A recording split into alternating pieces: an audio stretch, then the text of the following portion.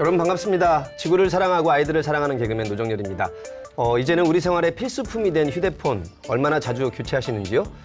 잃어버리거나 고장이 나서 바꾸는 경우도 있지만 보다 좋아진 성능, 또 보다 근사해진 디자인 때문에 바꾸는 경우도 적지가 않습니다.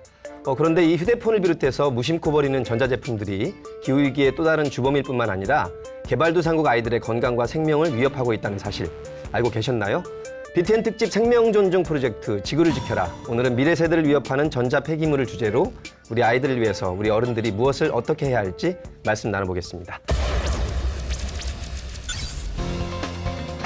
온종일 손에서 놓지 않는 휴대폰부터 다양한 종류의 전자제품들. 이제는 상상하기조차 힘든 전자제품 없는 현대인의 삶. 하지만 버려지는 순간 환경과 개발도상국 아이들에게 독이 되는 전자 폐기물. 지구와 아이들을 유해 물질에서 지켜낼 근본 대안은 무엇인가? 생명 존중 프로젝트 지구를 지켜라. 함께해 주실 분들 소개합니다. 불교 환경연대 유정길 운영위원장님과 함께합니다. 어서 오십시오. 네, 안녕하세요. 유정길입니다. 불교 환경연대 운영위원장으로 있고요.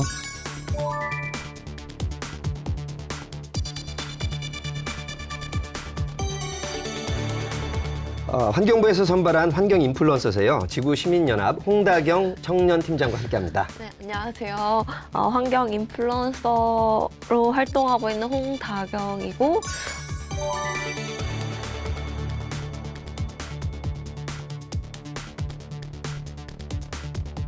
우리 국내외 아동들의 권리를 지키는 NGO 시민단체입니다. 세이브 더 칠드런에서 국제사업 부문 국제 3팀장을 맡고 계십니다. 이재광 팀장님 어서 오십시오. 네, 안녕하세요. 세이브 더 칠드런 코리아에서 기후사업 총괄하고 있는 이재광 팀장입니다.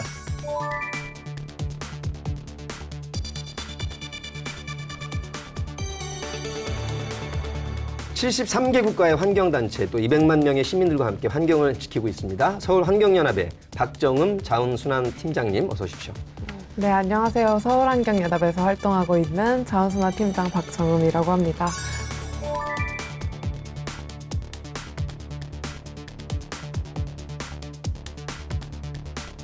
자, 두 분 국제 3팀 또 자원순환팀을 이끌고 계셔서 어떤 일들을 하고 계신지 우리 시청자분들께 소개해 주시면 고맙겠습니다. 먼저 이 팀장님.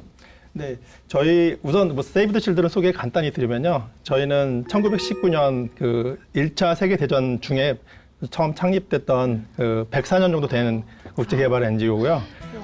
전 세계 116개 국가에서 약 2만 5천 명의 직원들이 열심히 아동들의 권리를 위해서 열심히 일하고 있는 단체입니다.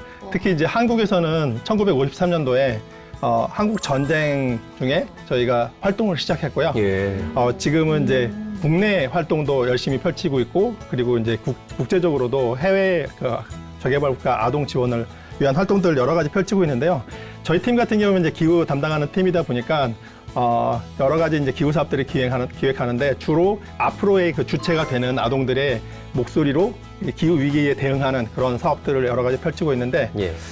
최근에는 좀 흥미로운 사업을 하나 이제 기획을 했었는데 My Forest Child, 말하자면은 나의 숲 아이라는 그런 이제 뜻인데 그 네팔과 그리고 베트남 그 지역에서 저희가 그 망그로브와 그리고 여러 가지 이제 현장에 필요한 그 나무들을 심는 그런 사업들을 지금 진행하고 있는데 지금 기후위기 가장 큰 주범 중에 하나가 이제 탄소 배출인데 아무래도 나무를 심다 보면은 이런 탄소 저감 효과도 크고 그리고 동시에 예를 들면은 이제 그 베트남 그 같은 경우에는 저희 사업 지역이 메콩 델타 지역인데 이곳이 그 메콩의 최남단에 위치해 있어요. 그러면서 그 지역은 염수 피해도 심하고 그리고 토양도 계속해서 물에 쓸려 나가고 그리고 동시에 이제 뭐 사이클론이나 이런 이제 피해가 되게 많은 지역들인데 망그로브를 심으면 자연스럽게 염수 피해도 줄어들고 동시에 그 주변에 저희가 뭐 새우 양식이라든지 이런 것도 좀 자연스럽게 할 수 있고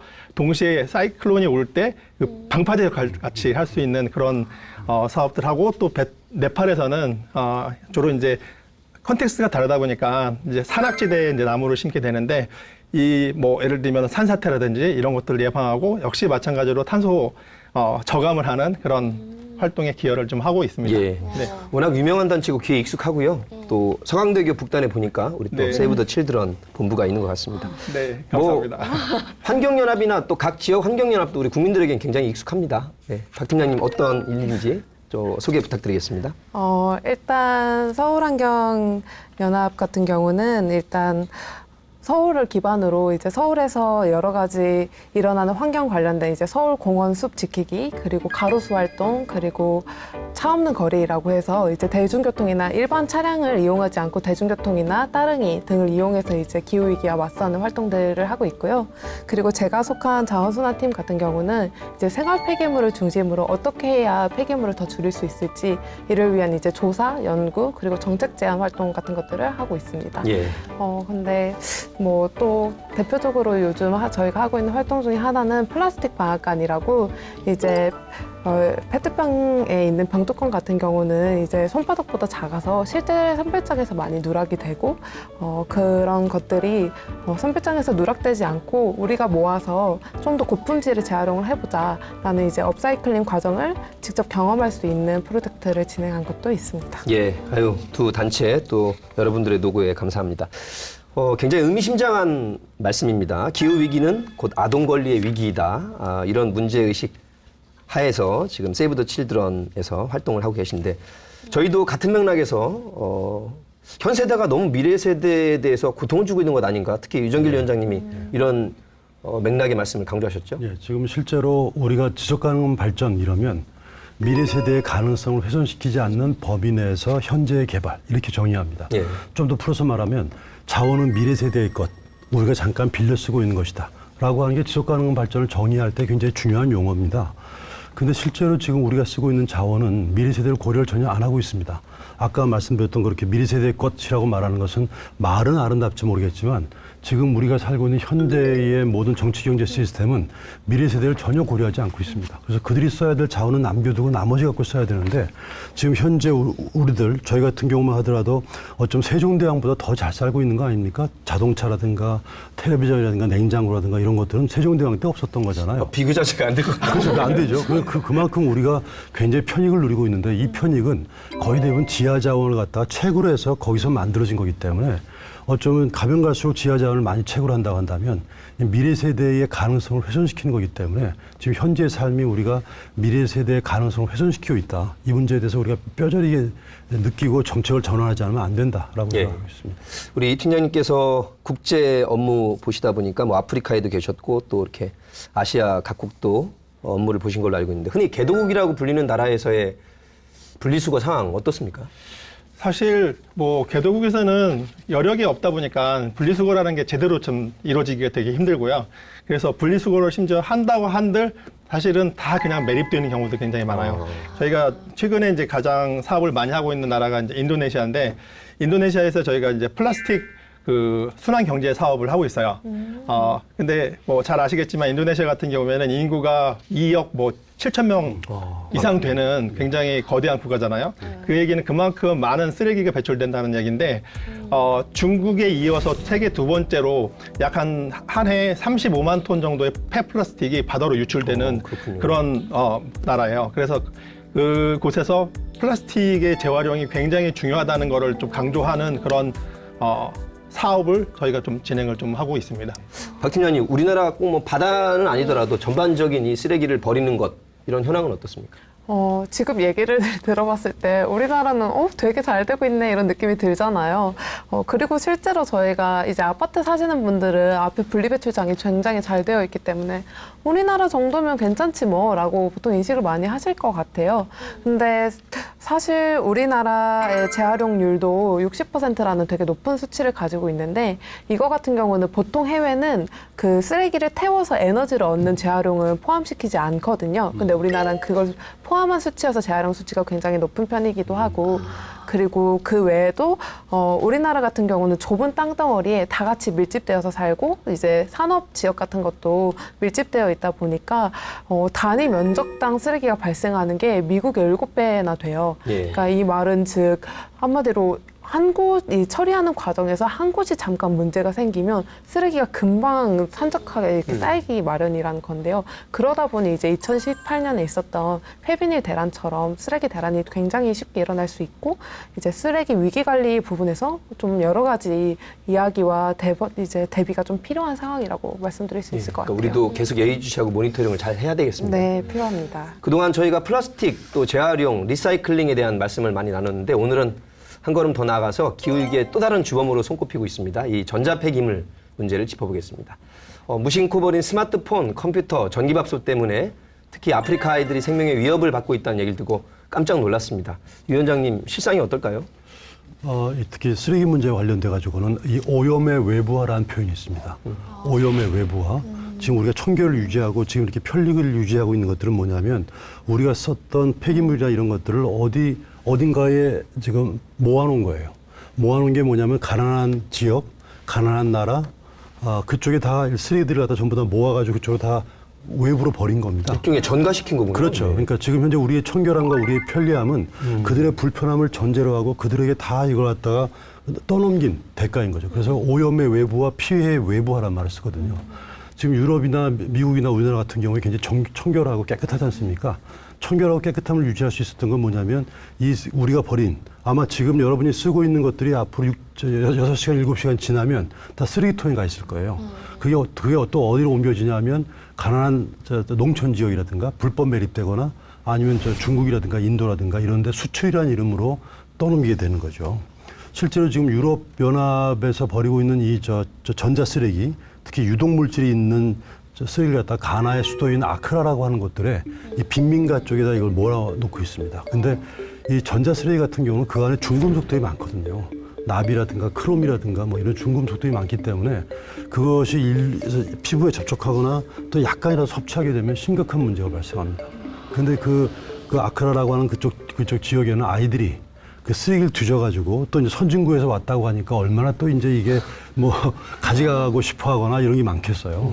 다 맨발로 다니면서 맨손으로 줍고 이러면서 그 피해는 이루 말할 수 없다 이렇게 얘기를 하고 있죠. 그래서 실제로 지금 플라스틱 전자 쓰레기 같은 경우에 지금 아프리카라든가 중국, 인도 쪽으로 지금 중국, 인도는 좀 덜합니다만 아프리카 쪽에 굉장히 많은 피해를 갖다 떠넘기고 있는 결과라고 볼 수가 있죠. 예.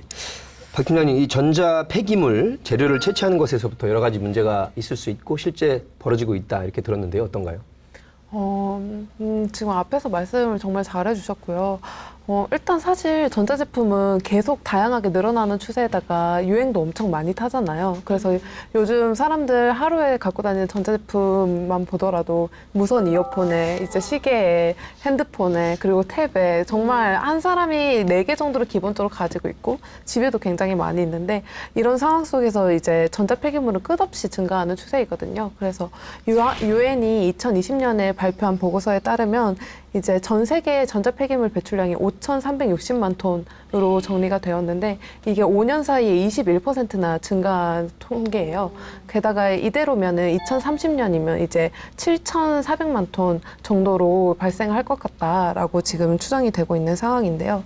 근데 문제는 이렇게 많이 버려지는 것도 문제인데 그만큼 이게 잘 처리되고 있느냐가 핵심일 것 같아요. 근데 얘기해 주신 것처럼 보통 고소득 국가에서 저소득 국가한테 이제 폐기물이 넘어가고 있고 그리고 말씀해 주신 것처럼 이제 전자 폐기물 특성상 이제 가치가 높은 물질이면서 유해 물질이 같이 포함되어 있는데 이 유해 물질을 이제 안전한 장비가 마련된 공간에서 처리를 해야 하는데 사실 대부분이 비공식 처리장에서 처리가 되다 보니 굉장히 많은 유해 물질과 위험에 노출되어 있는데요.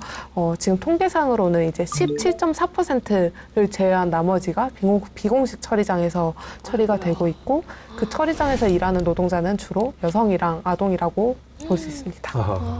혹시 아프리카에서는 스마트폰이라든지 뭐 전자제품에 들어가는 재료 때문에 전쟁이 일어나기도 한다는데 이게 진짜? 네.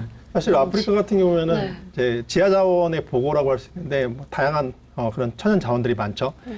근데 뭐 예를 들면 스마트폰의 주 원료가 되는 탈륨 매장량의 80%가 DR 콩고라는 나라에 있어요. DR 콩고 같은 경우에는 탈륨뿐만 아니라 많은 뭐 지하 자원이 있어요. 거기 뭐 다이아몬드도 있고 그리고 뭐 여러 가지 광물들이 있는데 이 광물들을 둘러싼 그런 내전이 지금 수십 년째 계속 뭐 진행이 되고 있고 계속 분쟁의 씨앗을 불씨가 되고 있는 지금 상황이고 더 한 가지 더 뭐 안타까운 상황은 이런 이제 광물을 개발할 때 비용을 최소화하기 위해서 그러니까 대규모로 채굴을 하는 게 아니라 아동들을 이용해서 작은 굴을 파서 이렇게 몸집이 작은 사람이 들어가야 되니까 아동들이 사실은 학교에 가서 이렇게 배우고 미래를 대비해야 되는데 그렇지 못하고 이런 채굴 현장에서 위험한 상황에 노출되게 되는 그런 안타까운 상황들이 있습니다. 아동 노동은 사실 유엔에서 금지하고 있는데 네, 금지하고 있죠. 엄연히 현실에선 벌어지고 있군요. 네, 현실적으로는 다 그게 통제가 되지 못하고 있죠. 그렇겠군요. 축복이 아니라 또 갈등의 씨앗이 될 수도 있다는 대목이었습니다. 이런 얘기까지 들었습니다. 전 세계 사람들이 스마트폰을 바꿀 때마다 콩고 사람들이 수십 명씩 죽는다. 이 사람들뿐만이 아니라 또 동물인 고릴라들도 위기에 처할 수 있다고 그러던데요. 어떤 말일까요?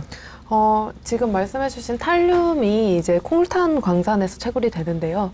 근데 이 콜탄 광산이 주로 고릴라 서식지와 맞닿아 있기 때문에 이제 그 광산을 개발하느라 고릴라 서식지를 대부분을 많이 파괴해서 지금 고릴라의 80% 이상이 감소하는 추세를 보이는 상황이 있고 그래서 이제 고릴라가 휴대폰을 미워해 이런 말들이 이제 돌기 시작한 거고요. 그리고 지금 얘기해 주셨듯이 이제 스마트폰 한 대를 살 때마다 콩고 사람들이 수십 명씩 죽는다 이런 말이 있다고 했는데 그래서 이 탈륨이 들어간 핸드폰 같은 경우를 블러디폰이라고 표현을 하면서 이게 피 묻은 폰이다, 구매해선 안 된다 이런 표현도 있는 상황이고요.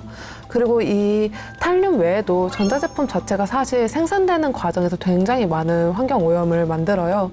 예를 들어 이제 주로 대부분의 전자제품에 들어간 히토류 같은 경우에는 1톤을 채굴하기 위해서 1,300톤의 이제 광물을 채굴을 하고요.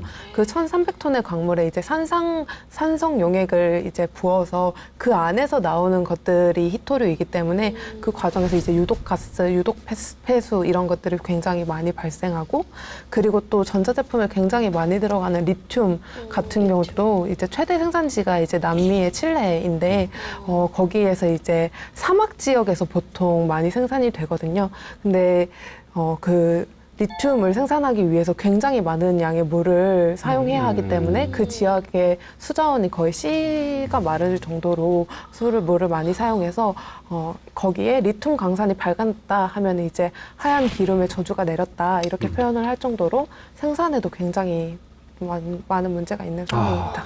이 휴대폰 현대 기술의 집약체로 아마 일상생활에서 거의 다 끼고 산다고 할 정도인데 심각하군요, 실제로는. 조사 결과를 보니까 2021년도 기준으로는 만 6세 이상 우리나라 사람들의 95.7%, 특히 6세 이상 19세 미만 아동 청소년의 경우에는 무려 99.1%니까 없는 사람이 없다는 얘기고요. 자, 그런데 흥미로운 거는 온 국민이 이렇게 다 갖고 유용하게 쓰고 있는데 휴대폰 생산량이 어마어마한데요. 문제는 몇 년 안에 안 바꾸면 마치 뭔가 뒤처지거나 꼭 바꿔야 될 것 같은 강박관념 느끼는 것까지 왔는데 왜 그런 걸까요, 박 팀장님? 일단 말씀하신 것처럼 핸드폰은 유행을 엄청 많이 타잖아요. 특히 학생들한테서는 유행이 이게 되게 강해서 아직도 안 바꿨어? 너 되게 구형이네? 이런 식으로 보통 네. 얘기를 많이 하기도 하고요. 그리고 일단 저희가 핸드폰 약정이 2년이다 보니 이 약정을 채우면 핸드폰을 바꿀 때가 됐다라는 인식이 일단 있는 것 같고요. 그리고 또 우리나라가 또 휴대폰 생산 기업의 나라 아닙니까? 그래서 이 계속 모델이 되게 빠르게 변하고 그것에 따라가야 된다라는 인식도 있는 것 같고 그 계속 새로운 모델이 나오면서 이전에 있던 제품들이 되게 구형이다라고 인식하게 되는 지점도 있는 것 같고요. 근데 이 지점 외에도 우리가 장난삼아 그런 말 하잖아요. 아, 이거 사실 원래 더 오래 쓸 수 있는데 이거 여기서 이렇게 오래 못 쓰게 만들어서 제품을 내는 거래 이런 말을 하는데 이게 실제로 존재하는 사례이거든요. 이걸 보통 의도적 진부화 그리고 계획적 진부화 이렇게 표현을 하는데요. 대표적으로 배터리 게이트라는 사건이 있습니다. 아시네요. 그 2017년에 폰 업데이트를 이용을 했던 사람들이 업데이트를 했더니 오히려 성능이 떨어졌다. 업데이트를 하면 성능이 올라가야 되는데 왜 성능이 떨어졌지? 하고 그 사례를 모았다가 이걸 법적으로 문제 제기를 하자 하고 문제 제기를 했더니 실제로 폰이 이 업데이트를 통해서 성능을 저하시켰다라는 사실을 인정하고 사과한 사례가 있습니다. 예. 그러니까 전자제품을 오래 쓰지 못한다는 얘기가 반대로 자주 버려진다는 얘기인데 문제는 국내뿐만 아니라 해외로 이 불법적인 루트를 통해서 버려진다는 것, 바로 이 점인 것 같습니다. 이 팀장님 어떻습니까? 네, 제가 서부 아프리카 말리라는 나라에서 4년 동안 현장 근무를 했었는데요. 사실 현장에 있으면서 많은 그런 쓰레기들이 아프리카로 몰려드는 그런 모습들을 보면서 굉장히 아프리카가 마치 전 세계의 쓰레기장처럼 바뀌어나가는 그런 모습을 보면서 굉장히 안타까웠던 그런 부분들이 있습니다. 아무래도 아프리카 나라들이 정부 규제도 약하고 그리고 환경에 대한 그런 인식도 낮고 하다 보니까 그런 것들이 이렇게 쉽게 침투하게 되는 것 같고요.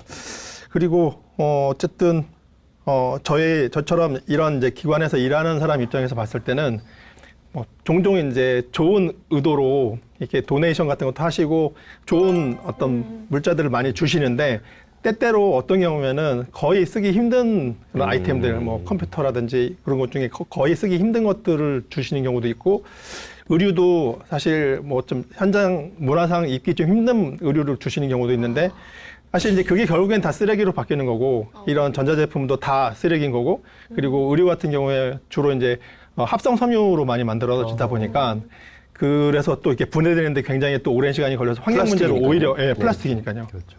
환경 문제로 오히려 많이 야기시키는 그런 상황들이 벌어지는 것을 많이 봐서 너무 좀 안타까웠던 것 같습니다. 네. 그럼 박 팀장님께서 아까 이제 전자 폐기물 처리하는 과정에서 유해 물질도 나오지만 그거를 처리하는 아동이나 여성들이 그걸 다 한다고 했잖아요. 근데 이 부분에 대해서 좀 더 자세하게 이야기해 주시면 좋을 것 같아요. 네.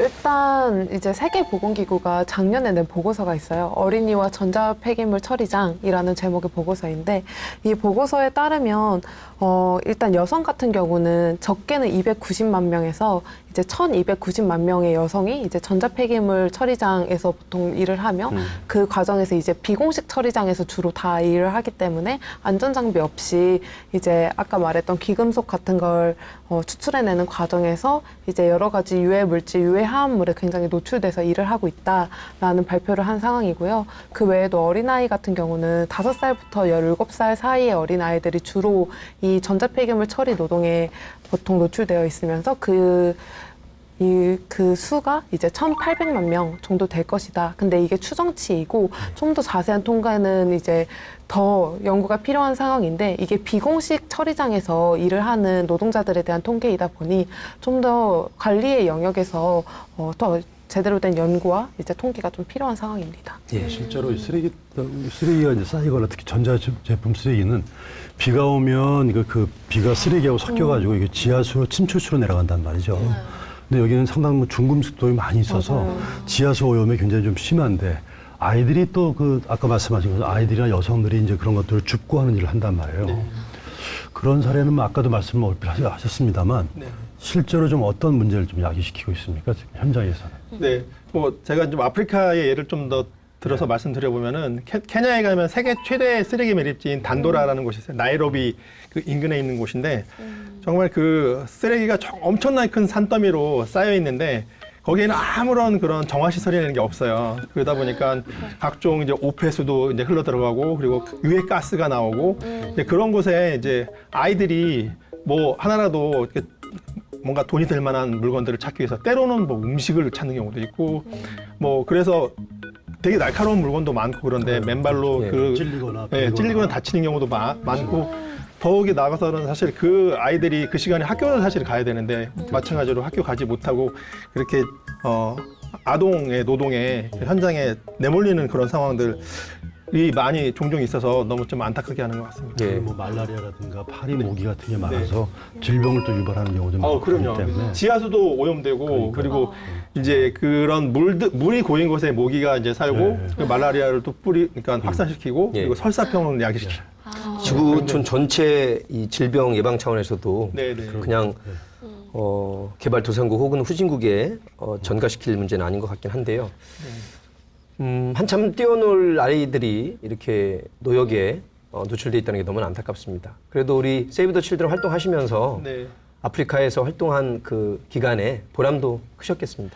네, 굉장히 큰 보람은 사실은 이제 한국 같은 곳에서 뭔가를 남에게 베풀었을 때 되게 뭐 고맙다고 말을 하지만 진짜 고마운지 사실 좀 모르는 경우도 많잖아요. 티도 안 나는데. 네, 티가 안 나요, 별로. 근데 뭐 저개발국가, 말리, 서부 아프리카 이런 데 가서 일을 하면은 정말 작은 투자로 정말 큰 변화를 많이 일으키는데 예를 들면은 그 5세 미만 영유아 사망률의 가장 큰 주범이 말라리아, 폐렴, 설사병인데 사실 몇백 원짜리 알약만 있으면은 사실 제때 약을 쓰면은 아이들을 다 살릴 수 있는데 예. 사실 그런 변화를 쉽게 볼 수 있다는 거. 그래서 제가 현장에 있으면서 저희 사업을 통해서 지원받은 아기들이 살아나고 그리고 그 부모님들이 저한테 와서 고맙다고 하고 인사하고 하는 그런 경우들이 많았었는데 사실 이제 살면서 사람을 살리는 일을 할 기회가 그렇게 많지는 않잖아요. 맞아요. 근데 이제 저희 하는 일이 힘들긴 하지만 현장에서 그런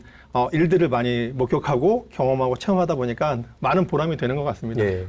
해외는 들어봤고 박 팀장님 보시기에 우리나라는 어떻습니까? 우리나라 같은 경우는 지금 전자 폐기물을 보통 버릴 때 여러분 어떤 냉장고나 이제 세탁기나 이런 거 버리실 때 보통 새로운 제품을 사면 그 제품이 오면서 기존에 있는 제품을 가져가거나 아니면 이제 대형 폐기물로 배출을 하는 게 보통 버리는 방법이었는데요. 예전에는 이제 대형 폐기물로 버리면 이제 그 중에서 되게 돈이 될 만한 장비라든지 부품만 따로 빼간다든지 아니면 이게 선별장이나 이제 지자체 처리장으로 갔는데 이제 비허가 업체가 그걸 가져가서 이제 처리하다가 그 부품들이 이제 해외 아까 말씀드렸던 이제 아프리카와 같은 곳으로 흘러나간다든지 이런 사례들이 있었는데요. 근데 이제 2012년에 서울부터 시작해서 2016년에 전국적으로 전자제품 무상수거라는 서비스가 시작됐어요. 예. 그래서 이를 통해서 이제 전자제품이 어떻게 버려지는지에 대한 이제 체계가 좀 마련이 됐고, 그래서 이거에 대해서 좀 관리가 좀 더 잘 되고 있고, 지금 현재 이제 전국적으로는 전자폐기물을 처리하는 업체가 총 12곳이 있는데요. 이 곳을 통해서 전자폐기물들이 꽤나 잘 관리되고 있는 상황이지만 아직도 대형 폐기물로 내놓으면 이제 냉장고 같은 경우는 컴프레셔라는 부품이 있는데 그 컴프레셔가 냉매를 보관하고 있는 부품이거든요. 예. 근데 그 컴프레셔 자체가 굉장히 값이 비싸기 때문에 그것만 따로 떼서 이제 그걸 따로 판매를 한다든지 하는 식으로 거래가 이루어지고 있는데, 여기서 이제 냉매 같은 경우는 온실가스를 이제 만들어내는 물질이기 때문에 그런 지점에서 좀 안전하게 제대로 이걸 처리할 수 있는 기관에 그리고 시설에 맡겨지는 것이 굉장히 필요한 상황입니다. 자, 전자폐기물이 지구와 환경, 특히 우리 아이들에게까지 안 좋은 영향을 미친다는 점을 짚어봤습니다.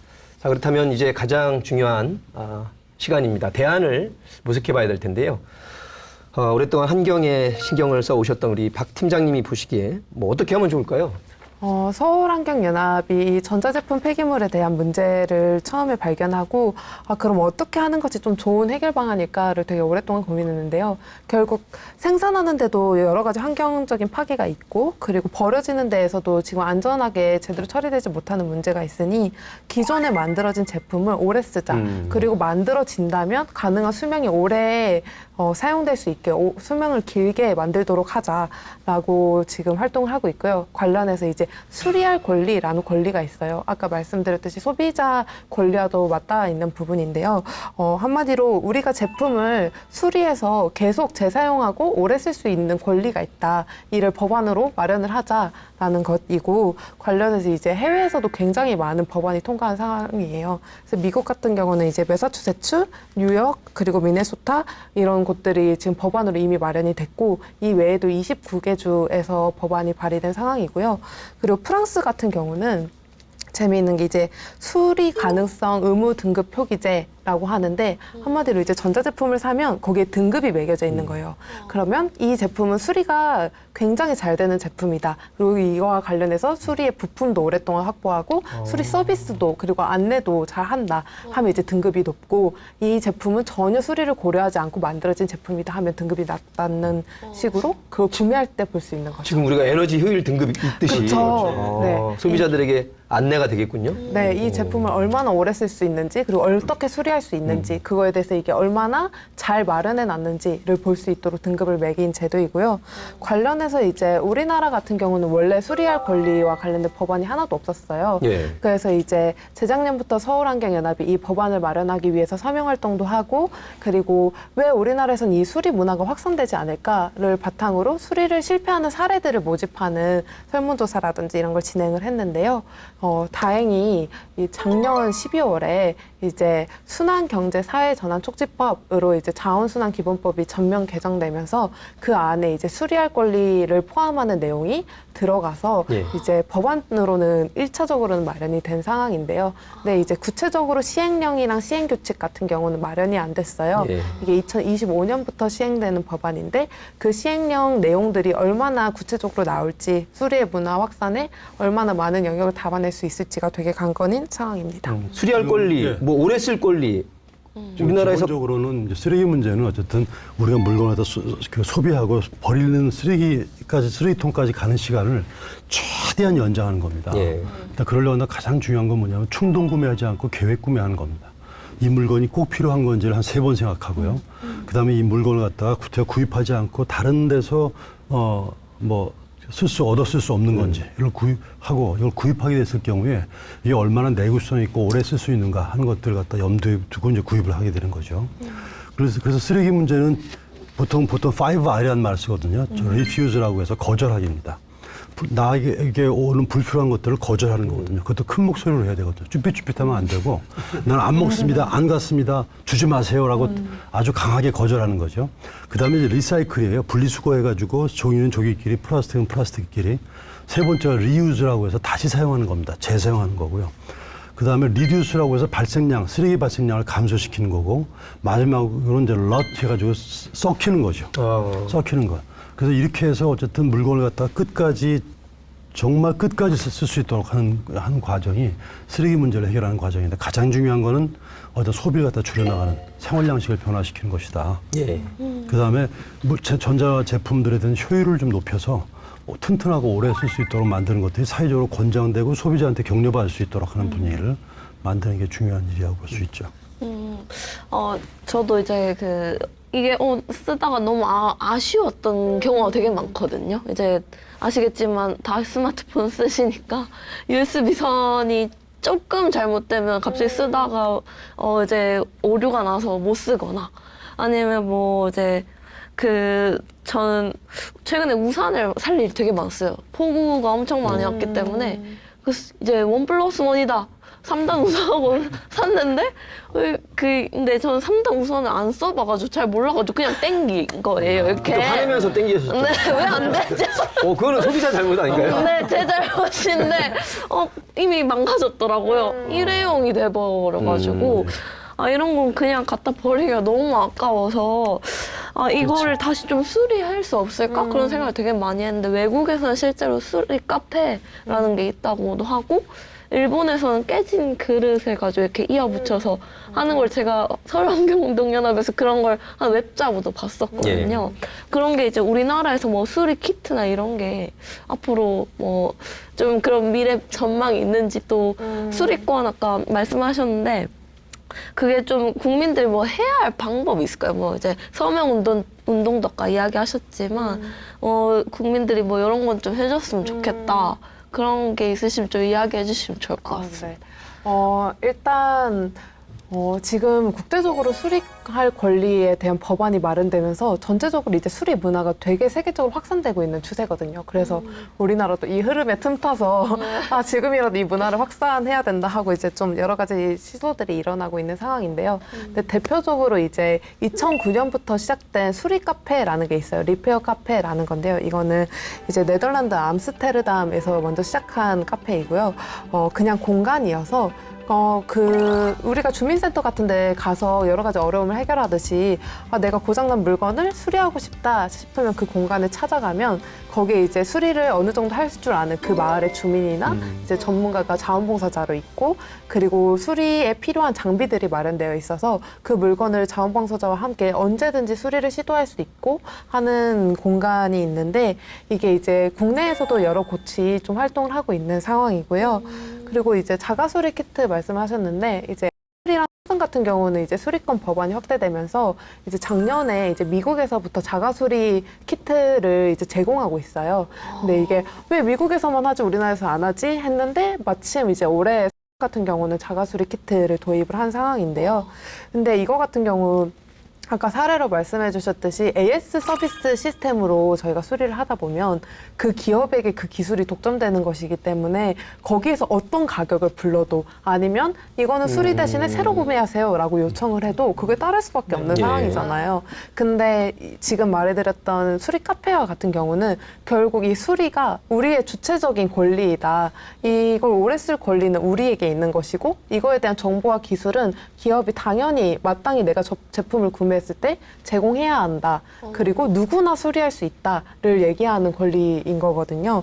그래서 그런 지점에서 이제 다양한 수리 카페들이 활성화되면서 우리의 권리들도 좀 더 영역이 확장될 수 있지 않을까라고 생각합니다. 참 이런 점에서는 유럽과 미국이 한 발짝 이 소비자 주권이라든가 환경에 맞아요. 관해서도 조금 더 앞선 나라들이 아닌가. 우리가 또 금방 따라가는 나라니까요. 전자제품 같은 경우에는 엄청 비싸잖아요. 그래서 다시 쓰고 오래 쓰고 이런 것도 중요한데 좀 이제 이거를 최종적으로 잘 폐기 처분하는 것도 중요할 것 같아요. 그래서 어떻게 해야 잘 버릴 수 있을까요? 전자제품이 많이 비싸다고 하셨는데 요즘 전자제품 굉장히 다양해서 예를 들어 이번 여름에 소형 선풍기 같은 거 되게 많이 사용하잖아요. 다이소 같은 데서 엄청나게 많이. 그러니까 요즘 5천 원 이하 전자제품이 또 그러니까요. 그렇게 많아요. 어린이 장난감도 그렇고. 근데 이제 서울환경연합에서 이제 수리 실패 사례 조사를 통해서 왜 우리나라에서 수리가 안 될까를 조사해 봤을 때 인상 깊었던 게 아까 말씀해 주셨듯이 부품이 없다라는 대답도 있고 또는 이거 수리하시려면 수리 비용이 더 나와요. 새로 사세요. 라고 안내를 하거나 이 안내가 매뉴얼로 마련된 것 같다라고 말하는 사례들이 있었거든요. 이처럼 우리가 너무 전자제품을 쉽게 일회용처럼 사고 일회용처럼 쓰고 버리는 문화가 너무 확산되어 있다라는 생각을 하고 그리고 또 잘 버리는 것에 대해서 물어봐 주셨는데 그런 이제 5천 원짜리부터 고형 이제 되게 비싼 전자제품 그것들의 대부분이 요즘엔 리튬 2차 전지라고 충전해서 쓰는 전자제품이 많아요. 근데 이런 거 같은 경우는 힘이 가해지면 폭발을 하거든요. 근데 이걸 전자제품이 버려져야 되는 곳, 예를 들어 주민센터라든지 아니면 전자제품 무상수거를 통해서 버리게 되면은 이제 안전하게 처리가 되는데 이제 종량제 봉투에 넣거나 이거 그냥 딱 봤을 때 플라스틱인데 하고 플라스틱에 넣으면 이후에 선별장으로 흘러가서 힘이 가해져서 갑자기 폭발해가지고 화재를 일으키는 경우가 굉장히 많은 사례로 있거든요. 그래서 이런 점에서 아까 말해주셨듯이 잘 버리는 것 또한 너무 중요할 것 같습니다. 예. MZ세대 잘 들으세요? 네, 진짜 오늘 잘 들었습니다. 우리 때는 아나바다가 최고야. 아껴 쓰고 나눠 쓰고 바꿔 쓰고 다시 쓰고. 전자제품 폐기물에도 적용되는 얘기 같습니다. 세이브 더 칠드런에서 이런 얘기도 또 나왔습니다. 기후위기의 최대 피해자는 가장 소외된 지역의 아동이다. 참 뼈아픈 말인데요. 분명한 또 현실인 것 같습니다. 우리 이 팀장님, 지구와 아이들 또 우리 지구촌의 환경을 위해서 어떤 일을 준비하고 계시는지 또 어떤 실천이 필요할지 저희 방송 이제 마무리 총평할 시간인데요. 저희 스튜디오에 오실 때 이 말씀은 꼭 우리 시청자분들께 또 기업인들, 정치권, 또 시민들께 당부 말씀 부탁드리겠습니다. 사실 지금 국제사회는 지속 가능한 개발 계획 목표를 2030년까지 달성하기 위해서 여러 노력들을 펼치고 있는데요. 최근에 그 가속화된 기후 위기 때문에 이런 특별히 이제 아동과 연관된 교육의 지표라든지 보건의 지표가 굉장히 큰 타격을 입고 있어요. 그리고 동시에 기후변화 때문에 발생하는 그런 흉작이라든지 그런 작황의 부진 이런 것들로 인해서 사실은 결국에 미래 세대인 아동들이 건강하게 자라나지 못하고 미래 세대의 그러니까 주체가 되지, 그러니까 건강하게 자라나지 못하는 그런 상황들이 벌어지고 있는데 너무나도 안타깝게 저희가 생각하고요. 초미에도 제가 말씀드렸지만 이러한 상황들을 세이브 더 칠드런은 아동 권리의 위기의 상황이다라고 대응을 좀 하고 있는 상황이고요. 제가 지금 많은 분들께 좀 당부하고 싶은 부분은 사실은 이제 저개발 국가의 그 기후 위기, 그 아동 권리의 위기는 단지 저 먼 곳의 얘기가 아니라 바로 우리 집에 있는 우리 아이의 미래의 위기다라고 생각하시면 좋을 것 같아요. 왜냐하면 지구라는 건 함께 나눠 쓰는 거기 때문에 뭐 저쪽에는 문제가 있고 여기에는 문제가 없다 이런 게 아니라고 생각해요. 그래서 이게 이런 관점에서 이렇게 좀 관심을 가지고 찾아봐 주시면 너무 감사할 것 같고요. 그래서 저희가 하는 활동들을 조금 더 좀 눈여겨 봐주시고 그리고 국제 구호 활동이나 기후 변화의 그런 어떤 인식이라든지 이런 것들을 많이 좀 가져주셨으면 좋겠다는 말씀을 좀 드리고 싶고 네. 많은 단체들 저희 말고도 많은 단체들이 있는데 관심과 후원도 많이 좀 부탁드리겠습니다. 박정웅 팀장님. 저는 그런 얘기를 하고 싶은 것 같아요. 일단 우리가 너무 전자제품을 너무 사랑해요. 전자제품 없으면 하루 일상이 어렵고 고문이라고도 지금 표현을 할 정도로 전자제품을 많이 사랑하는데 지금 얘기해 주신 것처럼 이 전자제품이 결국 어떻게 시작되고 어떻게 버려진뒤 시작과 끝의 이야기를 알면 결국 사랑할 수 없거든요. 근데 이것에 대한 이야기가 너무나 부족했다라는 생각이 들고요. 그리고 무엇보다 이제 저희가 어떤 쓰레기에 대한 얘기를 할 때 버려지는 것과 그게 어떻게 재활용될 수 있지에 대한 이야기만 많이 해왔던 것 같아요. 근데 이제는 더 이상 그 끝단에 버려지는 것과 재활용 이야기만으로는 해결되지 않고 생산과 어떻게 해야 재사용할 것인지 이걸 버려지기 전에 그 시간을 어떻게 길게 만들 것인지에 대한 담론이 되게 중요하기 때문에 이런 점에서 우리가 오래 쓸 수 있는 방법 중에 하나인 수리에 관심을 많이 가져줬으면 좋겠고 저희 서울환경연합이 이거와 관련해서 이제 법안으로나 정책으로나 그리고 문화 확산으로나 다양한 이제 캠페인과 활동들을 준비 중에 있고 활동하고 있으니 많이 관심 가져주시면 좋을 것 같아요. 예, 응원합니다. 유정길 위원장님. 예, 지금 보통 이 환경 위기가 발생한 이유는 아마존은 밀림이 파괴되든 말든 난 상관없어. 아프리카 사람이 죽든 말든 난 상관없어라고 하는 생각 때문에 발생한 겁니다. 근데 부처님을 가르치면 모든 게 다 연결되어 있다는 연기법이거든요. 모든 게 다 서로 관계가 있다는 게 본래 부처님 가르침입니다. 근데 어찌 보면 부처님의 가르침에 근거해서 아마존 밀림이 파괴되고 아프리카 아이들이 고통을 받는 것들은 연결된 세계 속에서 곧 나의 일이다 한 것들을 우리 불자들이 좀 명확하게 인식하는 게 좀 필요할 것 같고요. 그런 관점에서 보면 이렇게 고통받고 있는 사람들을 갖다 돕고 또 지원하기 위한 활동들을 좀 해야 될 것 같고 궁극적으로는 결국 작게 살고 작게 소비하고 무소유의 삶을 사는 부처님 가르침대로 사는 겁니다. 물건을 풍요를 자꾸 지향하는 한 자꾸 전자제품을 다 구입해야 되고 물질 소비를 많이 해야 되고 채굴을 많이 해야 되는데 그런 부처님의 가르침이 환경위기 시대에 가장 중요한 가르침이다 하는 것들을 다시 한번 확인하는 시간이 됐다고 보여집니다. 예. MZ세대 홍다경 팀장님. 아까 이제 3단 우산 말씀드렸는데 그 우산이 결국 그냥 쓰레기통에 간 건 아니었고요. 저도 수리권 그걸 알고 있어서 저희 동네 이제 할아버지들께서 네. 봉사를 하고 계시더라고요. 뭐지? 네. 하고 갔는데 우산 수리를 무료로 해준다고. 됐어요? 네, 그 수리해가지고 쓰고 있는데 예. 근데 저는 되게 재밌었던 게 수리해서 기분도 좋았지만 할아버지랑 소통할 수 있어서 그러니까요. 왜냐면 요즘 세상이 너무 무서워서 할아버지랑 또 대화하기가 무섭더라고요. 그래서 거기 가서 대화도 나누고 우리 이웃을 또 알 수 있어서 저는 수리권만의 맞아요. 문제가 아니라 뭔가 사람이 좀 정이 든다. 네. 제가 또 정을 참 좋아하기 때문에 네 수리권으로 정을 얻었던 경험이 있습니다. 그래서 예. 오늘 갑자기 생각이 나네요. 중요한 대목인 것 같습니다. 수리에 관한 생각들 많이 좀 더 확장했으면 좋겠습니다. 지구와 환경을 지킨 네 분의 환경지킴이의 귀한 말씀 잘 들었습니다.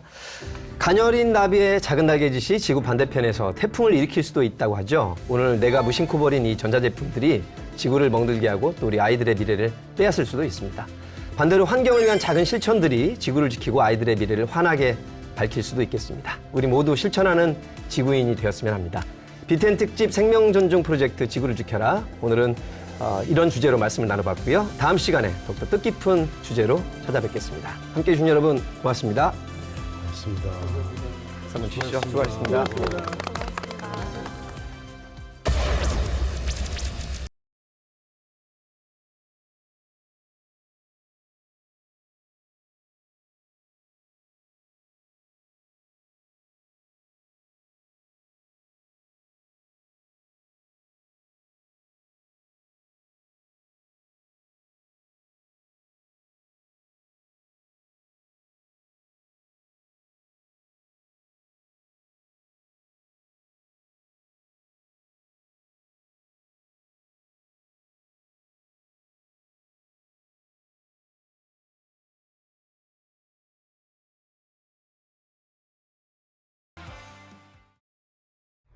있습니다.